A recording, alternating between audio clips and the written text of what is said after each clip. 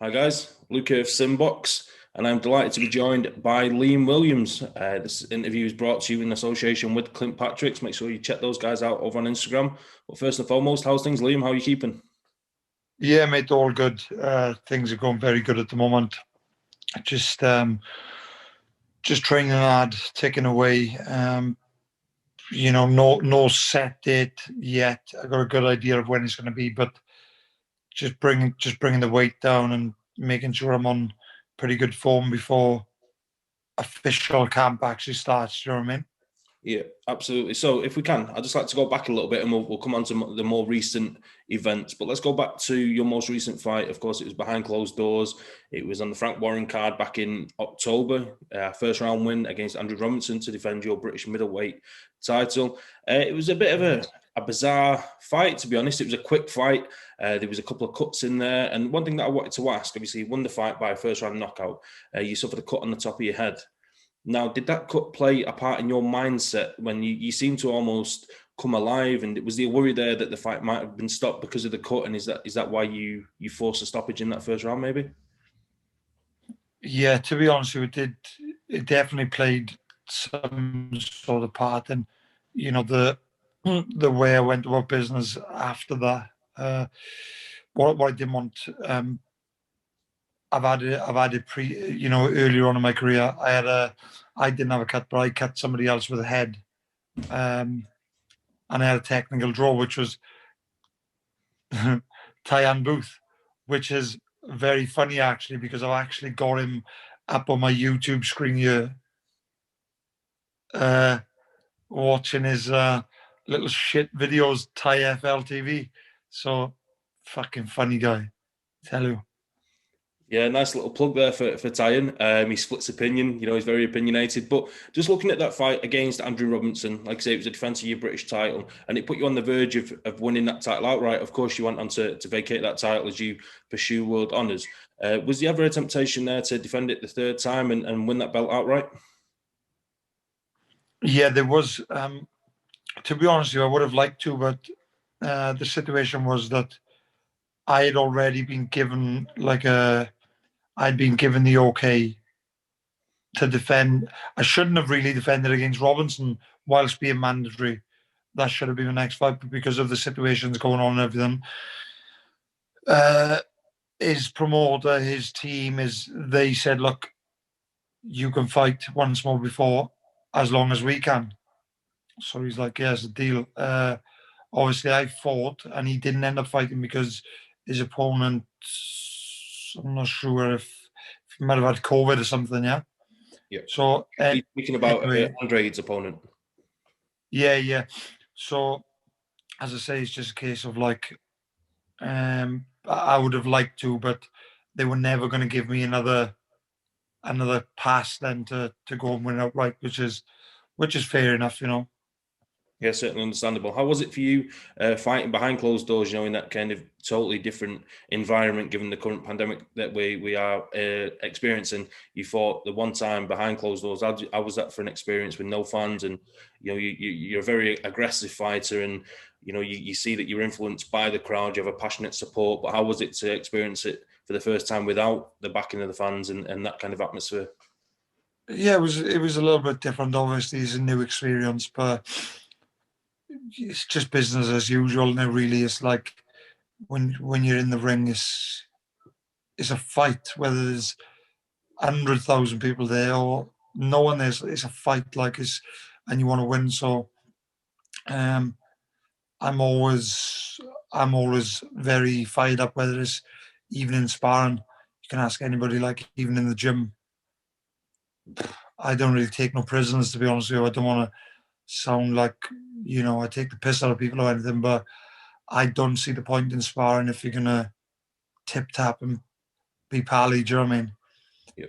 I really don't. I really don't see the point in that. I'm happy to pay my sparring partners, but when my sparring partners come, they need to be ready. They need to earn that pay in. Do you know what I'm saying? Yeah, great to hear. Great to hear. So, So, if sorry for me, it's always kind of uh, just straight down business, wherever, whoever. yeah. Good to hear. So obviously that fight being just the one round, it was a 1 round knockout win. That was the only performance of 2020, given the COVID and situations and fights behind closed doors. It was difficult. There was a lot of fighters that didn't get out at all in 2020. But you was riding a big wave. You are riding a big wave of momentum with a lot of consecutive knockouts. I think 6 or 7 knockouts you've got in a row now. Was there ever a worry that the break in that run was going to be detrimental to you ahead of a world title fight that you've only had 3 minutes of action in over a year as you head into what's going to be the biggest fight of your career, fingers crossed, against Demetrius Andrade? Yeah, well, I would have liked to have been a little bit more active than I have been, but at the end of the day, I'm 28 now. I don't even know how many fights I've had, 26 or something, I think. Yeah. I feel like I've got enough experience in my career so far to be able to handle and to be able to cope with these kind of, offsets and little setbacks.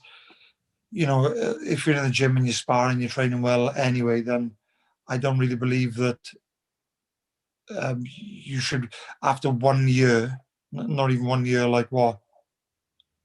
The one fight in a year, sorry. Yeah. I don't believe that you should be having too much ring rust or, that stuff from inactivity in terms of fights. As long as you're in the gym, then it's okay. Yeah, so let's get on to it. It's the most pressing matter at the minute, and it's the fight that everybody wants to see is Liam Willaims finally getting that WBO middleweight world title shot against Demetrius Andrade. And given that Canelo's fluctuating between 160 and 168 pounds, and Billy Joe Saunders is looking like he's getting that fight with Canelo in May, Demetrius Andrade is looking for a fight with Billy Joe Saunders. It's almost like a domino effect, and you're unfortunately caught up in that, in the fact that you're waiting for your shot against Demetrius Andrade, but he looks like he's chasing a fight with Billy Joe Saunders. So it's almost like a domino effect. Where are we at the minute, Liam? There's rumours online, or there's news online that there's going to be purse bids due. Can you give us a bit of an update on where the fight is at, and if there's any news on the horizon of an official announcement finally? Yeah, definitely. You can definitely expect something very soon, if not even by the weekend. 100%, I would say early next week. But I don't really know. It's just a case of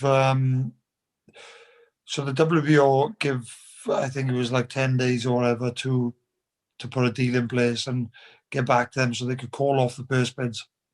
And then all of a sudden that wasn't, the deadline wasn't met. And now it's like, from my understanding, I thought the purse bid was going to be like, bam, here we go. Let's do a purse bid. And now, apparently, it's from here, and they got another 10 days to hold the purse bid. I'm like, fucking hell. Just get it done, and then, do you know what I'm saying? What's the point? What's the point in messing anybody around? Not just myself. We know it's happening. Let's just fucking do it. Yeah, absolutely. Certainly, as a boxing fan, that's certainly the attitude that many people have. But it seems interesting for me, and I try and remain impartial. But you see videos of Demetrius Andrade. I think he was speaking to Max Kellerman, and they was naming him the bogeyman, that nobody wants to fight him. And as a fan, I'm looking, thinking, we've got Liam Willaims here, the WBO mandatory, that's screaming for a fight with Demetrius Andrade. But he, in turn, is saying that he's been ducked by the likes of Charlo and Canelo and Billy Joe Saunders. So I think it's quite interesting that he doesn't want to clean up his mandatory obligations, and he just seems to be maybe holding on to that WBO middleweight title as a bargaining chip, maybe for a bigger fight. I don't want to put words into his mouth, but it certainly comes across that way. No, 100%. You've hit the nail on the head. That's exactly what it is. Calls himself the boogeyman. Do you know, when I actually see him call himself the boogeyman, it eats me up, because I think he's so full of shit. It's unbelievable. I just don't understand how he can call himself the boogeyman. I'm calling him out through promoters, through Instagram, Twitter. I'm trying to get in contact. I'm chasing after him, saying something about him or to him every day, every other day, and I don't get any replies. He's just fucking waste of time. He's a joke, mate. Yeah, it's like I say, it's certainly the fight that we want to see, and it's certainly entertaining. In the meantime, before we do get the official announcement, to see you back and forth with him, like you say, you're going out there day in day out, tweeting him and stirring the pot. If we're expecting this announcement, as you say, by the weekend or next week, can we expect this fight to land in the States, or is there a chance that this could happen in the UK? What do you know about that? I don't really know. I believe it's a 50-50. I know I've spoke to Frank a few times, and he said that he is going to try and win the bid. It just depends on a couple of things because, just depends on a few factors. But either way, it doesn't matter to me. And if anything, all honesty, I think I'd probably rather go to the States and fight him, simply because when I go and beat him, when I come back, I'm going to get more credit. Not more credit than I deserve, but I'm going to get my deserved credit, and probably a little bit more for going there and doing it in the style that I'm going to do it. Yeah, so obviously you make no secret of it, and online with your prediction that you think you will knock out Demetrius Andrade, and that you've also been watching some of his fights recently. I've seen a tweet that you put out that you said you've been looking at some of his fights. Where do you base this confidence on that you will knock him out and claim the world title? What have you seen in his game plan or in his performances so far that you think you can capitalize on, without giving too much away, of course? Do you know what? Yeah, of course. It's a difficult question to answer, to be honest with you, without giving things away. But I've seen a number of things which I could work towards and capitalize on. I don't think he's got good movement. He's slip, slide, duck dive. He's got good head movement there, but his defense is a bit suspect, I think. Yeah, I don't want to say too much, but I know that I can break him, and I know I'll get on his chest. I'll wear him down, and I'll probably knock him out. Did you manage to catch up with his most recent title defense when he fought Luke Keeler? His only fight of 2020. Did you manage to watch that fight? I think it was earlier on last year. I think it's almost a year to the day almost. I think it was this week last year. So did you catch up with that fight, Demetrius Andrade? Yeah, do you know? I think it was it February the 1st or something last year? Something like that, yeah. I don't know why, but I remember the date. But anyway, yeah, he had Keeler on his back in the first couple of seconds or whatever. He had him hurt. He knocked him on a futon. He couldn't even. He ran out of ideas. He couldn't even get him out of there without blowing my own trumpet. Can you imagine? I had Luke Keeler down in that manner after 4 or 5 seconds. Do you think he would have gone? What round was this? What round was it? Was it stopped? No. I think it was around the middle rounds. I think it was 7. I don't know. In my head, for some reason, I think it's 7. But anyway, it doesn't matter. He would have never ever gone 7 rounds with me after being put down in that manner in the first round. Stopped him in the 9th round. Was the 9th? Yeah. Even worse. He ran out of ideas. He was hitting him with everything in the book, and he just couldn't keep him off the floor. Keep him on the floor. Sorry. Which, that's the difference. I know if I was hitting Luke Keeler with them same shots at the same stage of the fight, he would have never been there till 9. He probably wouldn't have got outside the first. In your opinion, Liam, there's a couple of questions that I've been asked through social media ahead of this interview, and I'm going to try and filter them in as we go along. Obviously, looking to get this WBO middleweight title shot, but who do you rank currently as the best at 160 pounds? Do you still think it's Gennady Golovkin, or do you have a different opinion on who you rank at number 1 at the minute? I don't know. To be honest with you, I don't really think that Golovkin is the best at 160 anymore. So if we got Golovkin, Charlo, Murata, yeah. You probably have to say Charlo then, to be honest with you. Well, Charlo or Andrade. You've got your good friend Chris Eubank there or thereabouts as well. I'm sure you rank him highly. Yep. Nah, he's a fool. I don't want to talk about him. He's wasted up too much of my time. When I go and win the title, if he wants to come and lick my ass and ask for a fight, then he can. But until then, I'm fed up with him. Did you take too much away from when he mentioned that you was just nothing more than a warm-up fight or a tick-over fight? And I know you mentioned that you don't want to talk too much about him, but I couldn't not ask. Did you take that as disrespectful, or do you just think that's his way of trying to look down on you and almost like surpass that fight, if that makes sense? There's no more to it. It is what it is. He's, the words he said is the words he means. But I'm not saying like it's obviously to create a bit of publicity as well and get people talking like, fucking hell, did you see what he said? But obviously to a certain level, he's so deluded, he believes that. And it's good, leave him crack on and think what he wants. But I'm going to win a world title before he will. And his best chance is probably to keep shouting my name, because when I win that world title, I'm probably the only person who's going to go after him, even having the title, I just want to punch his face, and I fully believe that I will do that.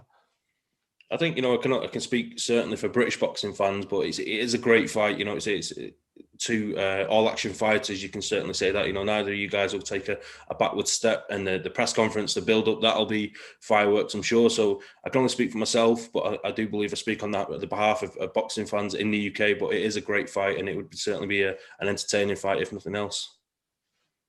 Yeah, definitely, mate. I think it'd be a fantastic fight. I think the build-up would be even better than the fight, to be honest with you, because I would just really enjoy ripping him and his dad at every press conference, everything. I just give it to him. Yeah, we'd probably end up making him pull out because he'd be sick of me. We'd look forward to that. Something I meant to ask, Liam, we jumped forward a little bit there. I mentioned it earlier on when we was talking about Andrade. With Billy Joe Saunders and Canelo looking very likely, where do you sit on the fence with that fight? Do you give Billy Joe Saunders a chance against Canelo? He looked so good in defeating Callum Smith in December. If it is Billy Joe Saunders in May, as we're expected, obviously there's no official announcement, but we can expect it in May, I think, Cinco de Mayo weekend. Where do you sit on the fence with that? How do you see that fight going down? Billy Joe he's very talented, very skillful. He's got all the tricks in the book. And a super fit Billy Joe beats probably most people in the world. He might even beat Canelo, and I've always said he has. But like Canelo, he just seems to keep getting better. He just breezes through fights. He didn't even look like he makes hard work of any of them. So at this moment in time, it's very, very hard to kind of go against Canelo. Obviously, Billy Joe isn't as active as what we would like to see him. Canelo is active. I don't know. It's a difficult fight, and Billy Joe definitely causes him a lot of trouble. I'd like to see him win the fight, but I have my doubts. I think Canelo might just have that bit too. He might just have that little bit of something. I don't know what, but something. He'll have too much. Would you say Canelo currently is pound for pound number one? Would you have him up there as the best in the world currently, or do you see it a different way? No, 100%. I think he's got to be number one, to be honest with you. Yeah. So another question that I was put to me on social media is, obviously you moved up to middleweight a number of fights ago now, and you've looked destructive there. But what is the biggest difference you felt since moving up from light middleweight to being a fully fledged middleweight? What's the biggest difference you felt in yourself?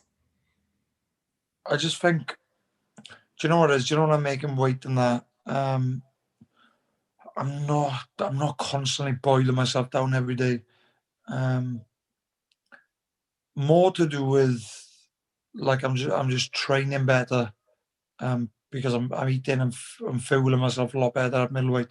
I could probably still make like middleweight, but it's a struggle, and there's always going to be a question then, am I going to perform as well? I've mentioned going back down a couple of times, and to be honest with you, for the right fight, I would. but it's always going to be that question that, I'd have to make the weight right. I have to refill right.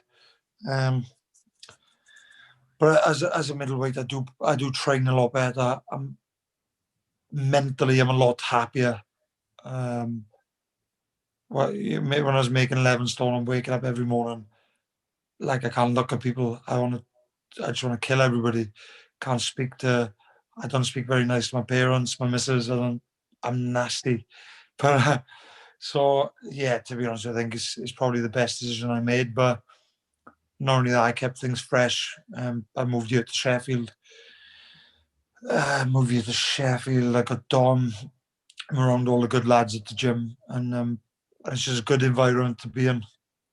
Yeah, sounds good. We've seen the clip on social media this morning. I think he was on the shoulders of Domingo, and he was doing squats. Had that gone wrong, and there might have been a slip there. It would have been horrendous to have seen you fall and maybe cause an injury and postpone any Andrade fight. That would have been horrendous. But it was certainly a feat of strength from Domingo there with you on his shoulders.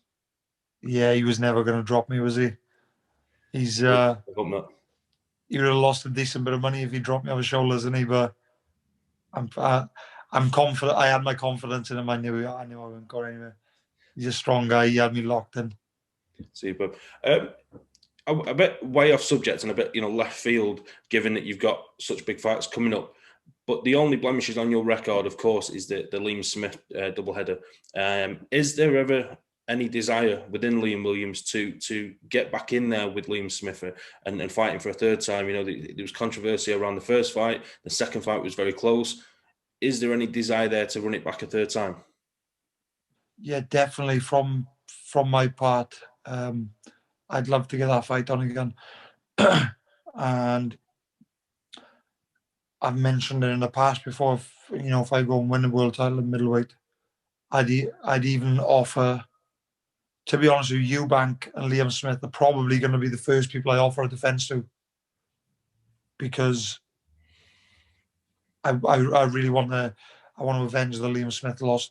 It's not going to take away the two blemishes on my record because they're there, but it'd be nice for me to know that I've beat every person in box. You know what I'm saying? Yeah, absolutely. And as a fan, again, it'd Yeah. be another great fight. A good friend of ours, SimBoxx, Kieran Farrell, he got in touch and he wanted to know on paper, not necessarily by record, but on paper, who's the toughest guy you've been in there with to fight in your career? Is there anybody that stands out amongst the rest as just a tough guy to fight? On paper, would probably have to be Mark Heffron. With given his knockout ratio, and I think he was unbeaten in 21 with 17 KOs maybe. Yeah. Which is pretty big percentage, and I was a big underdog going into that fight because I had previously lost to Smith and whatnot, but in reality, in real life, Smith was obviously the best. I lost that. Second fight was very close. I won't complain about it too much. First fight, there was no question in my mind that I should have won, and I was very, very disappointed with Terry O'Connor in that fight, saying that there wasn't a headbutt and whatnot. I'll never really forgive him for that, but it's one of them, in real life, Smith. But I know, given the amount I've developed since then fights, experience, moved up in weight. I know, no question in the back of my mind, I would beat him now. No questions asked. Yeah, we certainly look forward to the potential trilogy fight. So, Liam, as we said, we're hoping for the announcement coming up. But what's the next move for Liam Willaims? Are you going to get into camp soon? Is there a set plan, a day, a time when you're looking at getting in there and fully focusing on Demetrius Andrade? I already am, mate. I've been training for the past couple of weeks. At first steady, just breaking back in, but the last week or so, I had a couple of good weeks, and I've seen something, got a good idea of when it's going to be. So there's plenty of time, but at the end of the day, you can never be too ready, can you?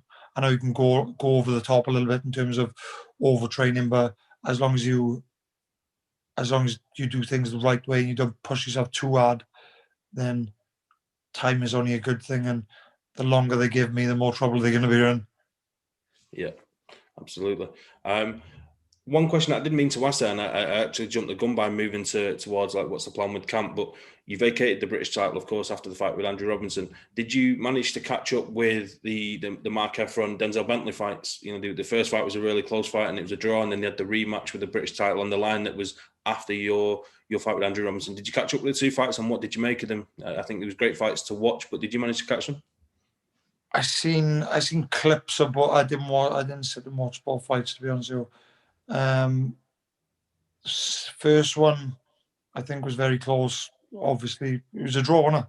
Yeah, unanimous draw. All three judges give it a draw, which is quite unique. Well, yeah, exactly. That just goes to prove then that it obviously was probably a fair decision to have all three judges scoring that. But